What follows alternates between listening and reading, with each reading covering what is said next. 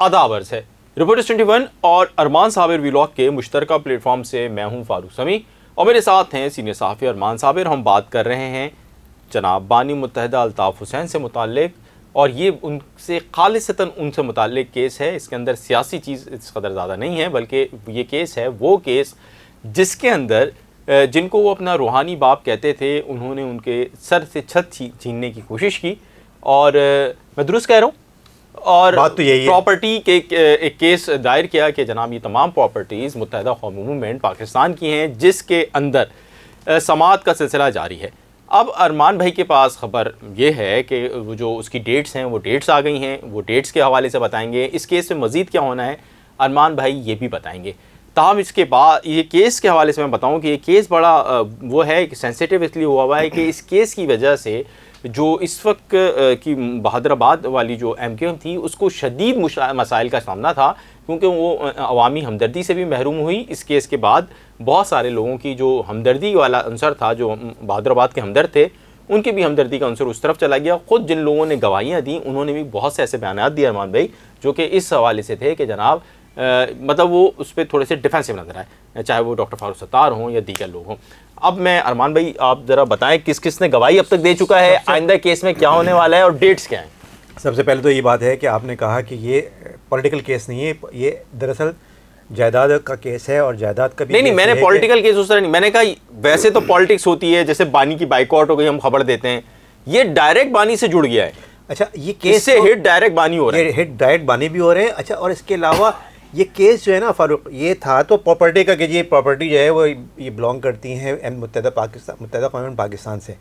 लेकिन जब वहाँ पर ये केस गया है तो वहाँ पर जज अब ये तयन कर रहा है कि ठीक है, प्रॉपर्टी जो है वो MQM से बिलोंग करती है, लेकिन MQM लीगल कौन सी है, कौन सी MQM ओरिजिनल है, वही वाली बात कौन सी है जिसमें हम लोग फंसते हैं। हम लिखते हैं, हम बोलते हैं MQM, अगला हमें वहाँ पे यूट्यूब में कमेंट सेक्शन में आके टॉन्ट करता है ये MQM नहीं है, बहादुराबाद लिखो। ठीक है, बोलो। और इसी तरह जब हम MQM ओरिजिनल बोलते हैं तो फिर हम खुद भी कंफ्यूज जाते हैं। सीधी सी बात है। तो भाई ये है कि MQM ओरिजिनल कौन सी है, तो MQM लीगल या ओरिजिनल कौन सी है, ये इस बात का तयन होगा। और जो MQM ओरिजिनल है ये प्रॉपर्टीज उसी की हैं। ये लंदन कोर्ट में इस बात का तयन होगा कि कौन सी एक MQM है जो कि सही है, ओरिजिनल है, और एक ही MQM है।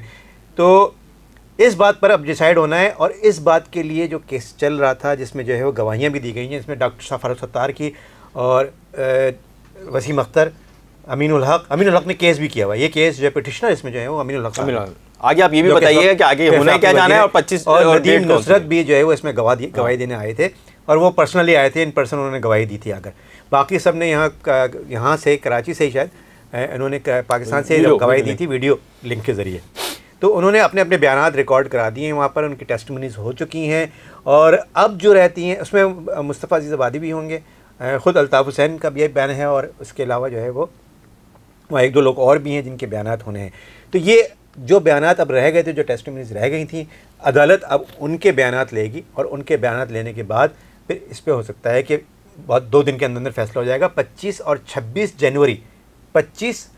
26 जनवरी की डेट्स हैं। ये 2 दिन समाअत होगी, और ये सिर्फ 2 दिन में जो है वो फैसला होने के भी चांसेस बहुत ज़्यादा हैं कि ये तयन हो जाएगा कि कौन सी MQM ओरिजिनल है।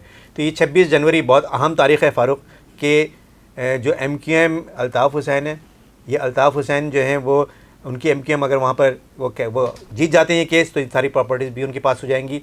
और यहाँ से जो है वो फिर मुत्तहिदा कौमी मूवमेंट पाकिस्तान जो है उसको फिर कोई प्रॉपर्टी नहीं मिलेगी, वो फिर जाली MQM अगर जाली MQM ये साबित हो गई, और वहाँ से भाई के किसी बंदे ने यहाँ आकर केस कर दिया कि ये MQM ओरिजिनल है और लंदन का केस यहाँ लेकर आ गया, तो एक नया झगड़ा शुरू हो गया। अच्छा, इसी तरह का एक केस जो कि शनाख्ती कार्ड का जो मामला चल रहा है, जी, उसमें भी अब यही आ गया है। इसमें भी यही कह रहे हैं कि जी असल MQM कौन सी है।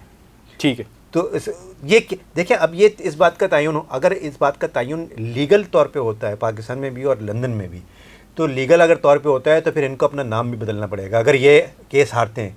और अगर वो केस हारते हैं बानी, तो फिर ये जो है वो मुत्तहिदा कौमी मूवमेंट पाकिस्तान जो है वो केस तो जीत जाएगी, लेकिन क्या लोगों के दिल जीत पाएगी, ये बहुत बड़ा सवाल होगा। और अगर वो केस हार गई तो फिर क्या मुस्तफ़ा कमाल साहब की बात सही साबित हो जाएगी कि जनाब नारा भी अलहदा होना चाहिए, परचम भी अलहदा होना चाहिए और निशान भी अलहदा होना चाहिए। मुस्तफ़ा कमाल साहब ने का बड़ा वैलिड पॉइंट है कि जनाब जिस रहनुमा के आपने निशान को यूज़ करते हैं, उसके परचम को यूज़ करते हैं, जिसका आप मानते भी हैं कि वो बानी है उस पार्टी का, तो आप उसको कैसे माइनस कर सकते हैं? ये माजी में करते रहे थे। अब मुस्तफ़ा कमाल साहब जो हैं वो उस पार्टी में जम हो चुके हैं, अब की बात कर दूसरी है, लेकिन उनका बड़ा वैलिड पॉइंट था। अच्छा, और मज़ीद कल एक भी बात और भी हुई थी, कल प्रेस कॉन्फ्रेंस में जो है वो मुत्तहदा जो फारूक सत्तार साहब ने भी एक नया लफ्ज़ इस्तेमाल किया था, रीब्रांडेड मुत्तहदा।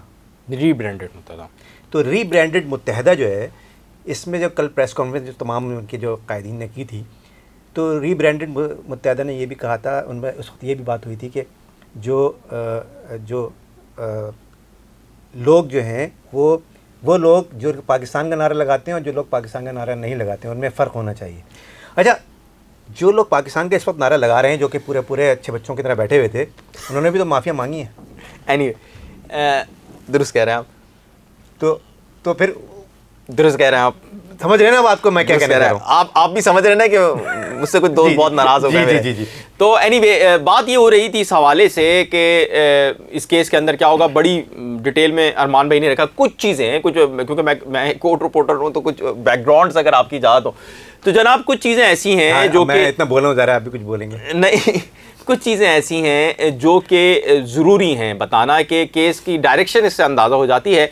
इस वक्त जो आइन वहाँ पर जमा कराया गया था अमीनुल हक साहब की जानिब से, यानी जो कि दरख्वास्त गुजार थे इस केस में प्रॉपर्टीज़ वापस लेने के लिए, वो अमीनुल हक साहब के जो है उसके हवाले से सुना है कि कुछ मिनट्स के अंदर ये भी लिखा है कि वो माफ़ी मांग के एक दफ़ा पार्टी के अंदर शामिल हुए थे और उसके बाद उन्होंने ये किया। उसके साथ साथ ये भी कि उसमें जो आइन जमा है पार्टी का, वो आइन पुराना है और उसके अंदर बानी ही पार्टी के प्रेसिडेंट हैं या पार्टी के सब कुछ करता धरता है। उसके बाद उन्होंने फिर कहा कि जी ये वो गलती से हो गया था, अब हम ये वाला आइन वो उन्होंने अब तो वो एक्सेप्टेंस में है ना कि कबूल होता है कि नहीं होता है, क्योंकि सारा केस ही उस पर डिपेंड कर रहा था। बिल्कुल, और ये केस इस कदर अहम है कि इस केस के बाद बानी इन्हें जो है वो बाहर आए। जब डॉक्टर फारूक सत्तार लोगों की गवाहियाँ हुई तो बानी बाहर आए, उन्होंने बोला कि अब हम कुरान पे हलफ नहीं लेंगे, क्योंकि मुझे ये लगा है कि कुरान पे हलफ लेते हैं तो बाद में लोग मुकर जाते हैं और उसका बवाल मुझ पे ना है। ये बानी की स्टेटमेंट थी।